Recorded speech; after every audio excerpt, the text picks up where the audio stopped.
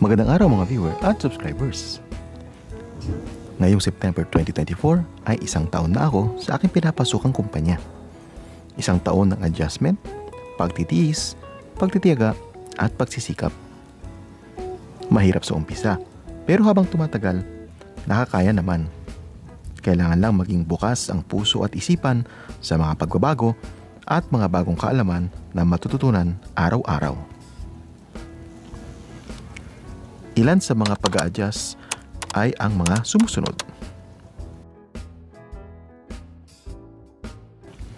Noon, umiikot ang mundo ko sa bus at mga pasahero.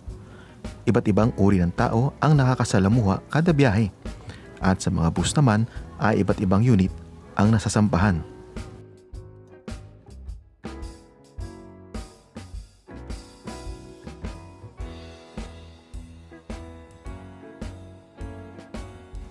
Ngayon ay sa mga eroplano, ground support equipment o GSE, cargo at bagahe na ang palagi kong nakikita at nakakasalamuha.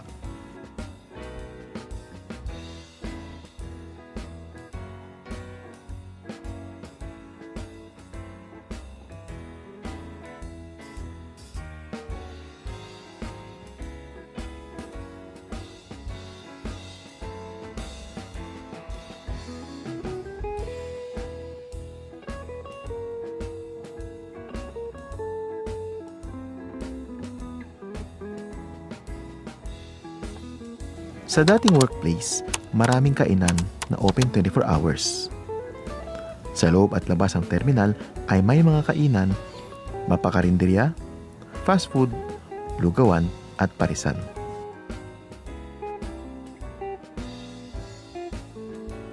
Sa kasalukuyan, walang kainan sa loob ng airport na tulad ng mga kainan sa bus terminal. Kalimitan mga fast food at restaurant. Pag fast food at restaurant, medyo pricey at mahal. Lalakad ka pa ng malayo kung nais makakain sa mura. Kaya ang option ko ay ang magbaon ng pagkain para tipid. Noon, madalas kaming magkayayaan ng mga dating katrabaho na uminom kapag may mahabang oras ng pahinga sa gabi at kapag tanghali ang biyahe the next day. Marami din akong kaibigan doon at subok ko na ang mga tunay. Sa kasalukuyan, hindi ako gaanong go sa bandingan dahil after ng work, puro uwian na kami sa kanya-kanyang mga inuwian. May mag-aayaman ay yung tipong may okasyon na lang. Minsan, mainam na rin na walang ka-close sa trabaho para di mahirapan sakaling umalis sila o ako ang umalis. Dati, formal attire. Dapat palaging plansado at maganda ang uniform at postura. Presentable, ika nga, dahil lumaharap ako sa mga pasahero at nire-represent ko noon ang aking pinapasukan na kumpanya. Sa kasalukuyan, t-shirt, maong na walang bulsa, safety shoes at reflectorized vest na ang aking uniform. Hindi na kailangang plansahin, pero syempre, dapat neat and clean pa rin bilang paggalang sa sarili.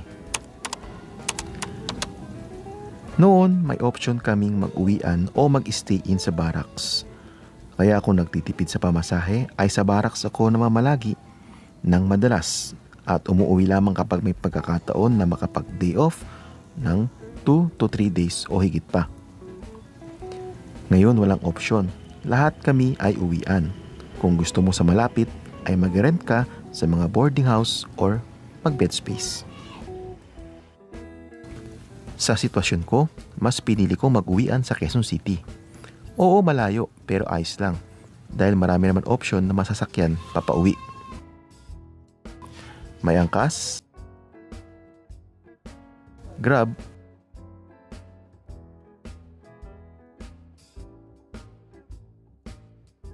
at UB Express naman.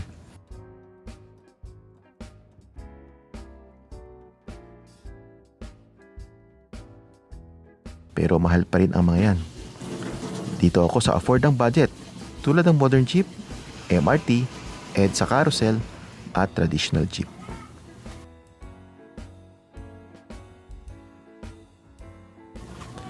Sa aking pagkukommute, muli ko naranasan ang dumaan sa Commonwealth Avenue noong nakaraang SONA nitong July 2024, kung saan medyo na-traffic ako dahil ang daming pulis at mga rallyista.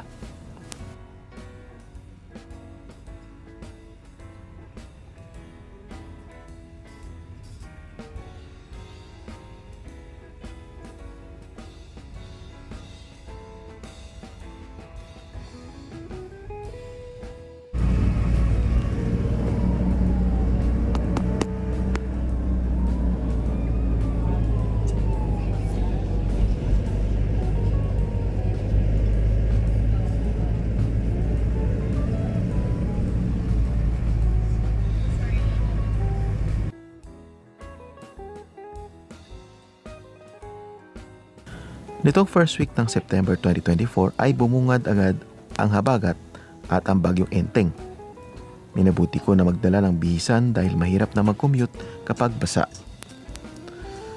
Dito ako sa Runway Manila dumaan dahil may mga masisilungan ang daanan dito papunta sa mga sakayan.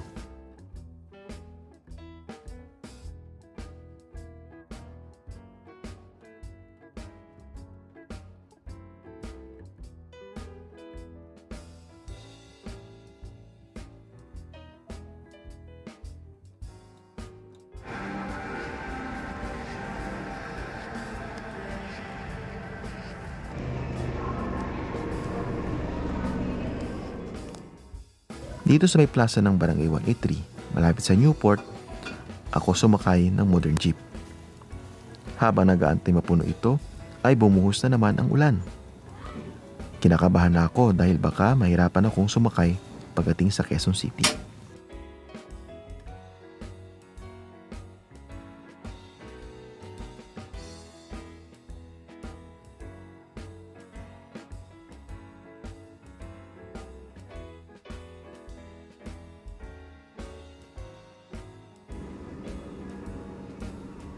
Buti na lang at nandito ang MRT na maaasahan kapag mahirap sumakay at kapag baha sa ibang bahagi ng EDSA.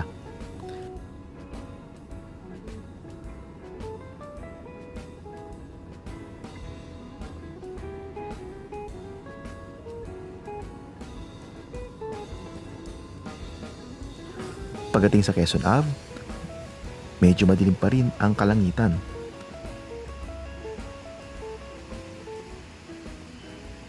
Mabuti at may mga covered walkway mula sa MRT Quezon Ave Station patungo sa Centris Mall at sa mga terminal ng UV Express at traditional jeep sa gilid ng compound nito.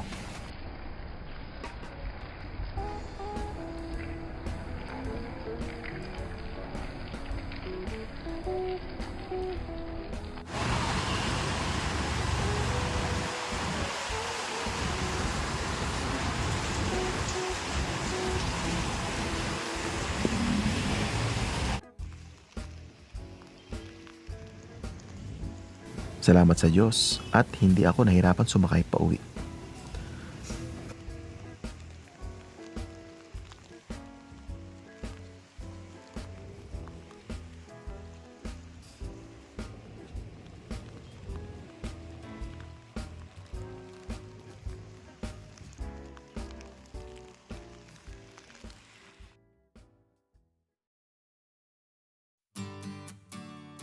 Pagdating sa bahay, matapos magbihis, ay kumain muna ako ng kaunti bago natulog.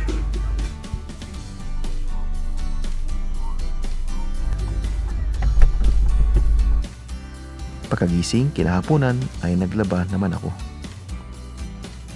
Matagal-tagal na rin sa amin itong washing machine namin.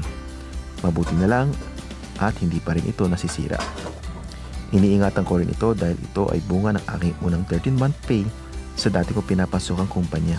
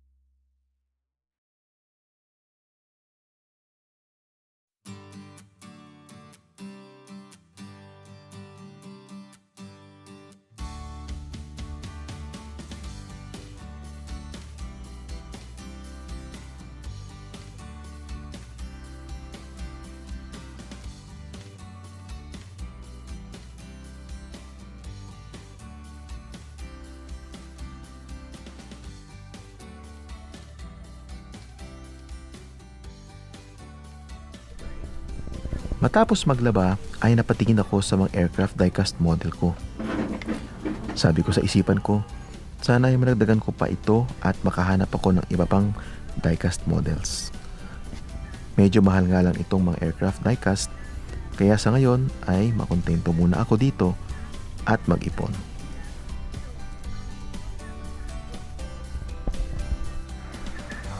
Sa ngayon, ramdam ko na ang petsa de peligro, kung saan parang hindi na aabot sa susunod na sahod ang pera na panggastos.